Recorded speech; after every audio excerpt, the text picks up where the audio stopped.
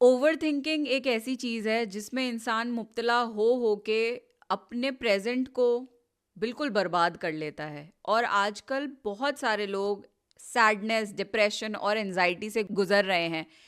All time high पर हैं ये सारी चीज़ें।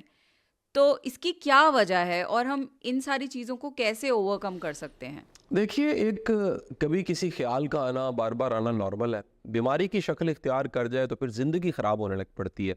ऑब्सेसिव कंपल्शन डिसऑर्डर, वहम की बीमारी लग जाती है आपको कि ख्याल को सोचा, बार-बार सोचा, अंदेशों को सोचा, ख़दशों को सोचा। इस हालत में जहाँ ये कंट्रोल नहीं होता, आपका माइंड आपके कंट्रोल में नहीं होता, तो यहाँ इलाज की ज़रूरत होती है।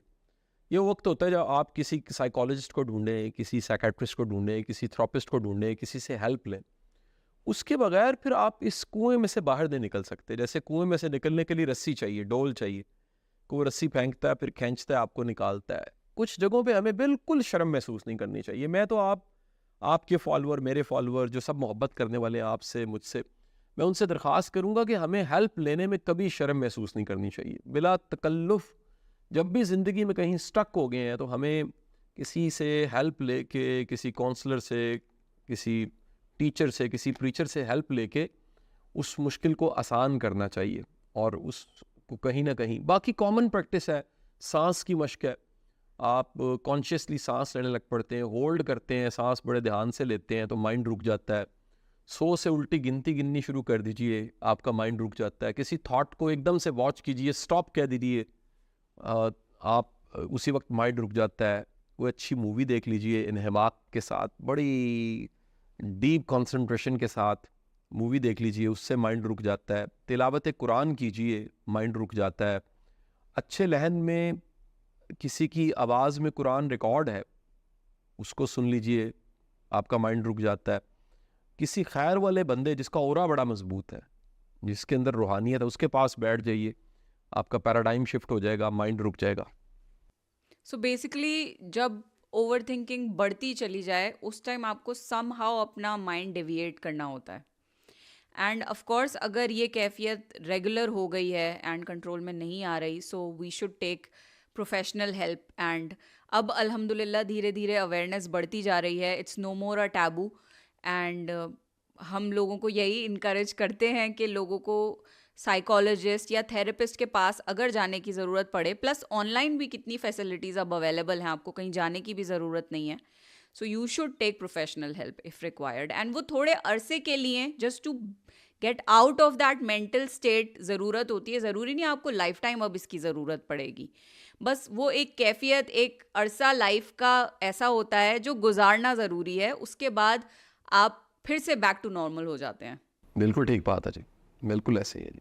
कामयाब लोगों के ऐसे कौन से पर्सनालिटी ट्रेट्स हैं जो अगर किसी में हो तो वो इंसान को कामयाबी से कोई नहीं रोक सकता?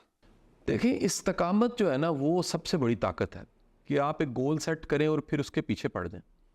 एक रिसर्चर थी, उसका नाम था एंजेला डकवर्थ, और उसने किताब लिखी ग्रिट के नाम से।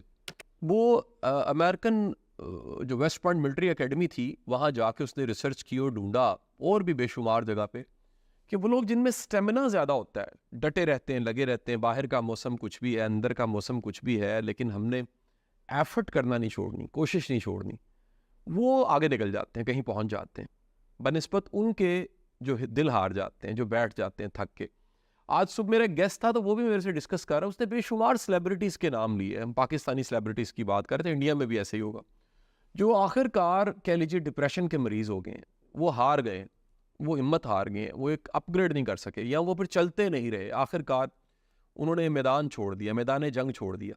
तो हमें लगे रहना चाहिए, हमें डटे रहना चाहिए। इस्तकामत में इतनी ताकत है कि हमारे बुजुर्ग कहते हैं इस्तकामत में करामत है, यानी कि वाओ का जो एलिमेंट है वो इस्तकामत में है। जब आप डटे रहते हैं, लगे रहते हैं, हदीस के अल्फाज भी हैं, जो साबित कदम रहा अल्लाह उसको साथ देता है, अल्लाह उसके साथ हो जाता है। तो एक्स्ट्रा ऑर्डिनरी करने के लिए कुछ डट जाइए, लगे रहिए, रुकिए ना, पीछे मुड़ के ना देखिए, आगे देखिए, तो बहुत सी मंजिलें, बहुत सी कामयाबियां आप सबका इंतज़ार कर रही हैं। बिल्कुल। और अगर कोई कुछ खालिस नीयत से करता है तो फिर अल्लाह भी उस काम में बरकत डालता है। बेशक ऐसे ही। So thank you so much Qasim sir आपके वक्त के लिए। एंड इंशाल्लाह उम्मीद है कि we'll do a part 2 of this podcast. इंशाल्लाह। एंड अगर किसी के कोई भी सवाल हो तो वो कमेंट सेक्शन में हमसे पूछ सकता है। एंड आपका बहुत बहुत शुक्रिया। अल्लाह आपको और ज़्यादा कामयाबी और तरक्की दे, और आमीन, आपको आप जो आमीन। भी काम बहुत कर रहे हैं शुक्रिया उसका अजर अजीम दे। बहुत शुक्रिया जी, थैंक यू जी, आप सबका शुक्रिया, thank you thank you. So Allah much. हाफिज़, अल्लाह हाफिज़ जी, अल्लाह हाफिज़, अल्लाह हाफिज़।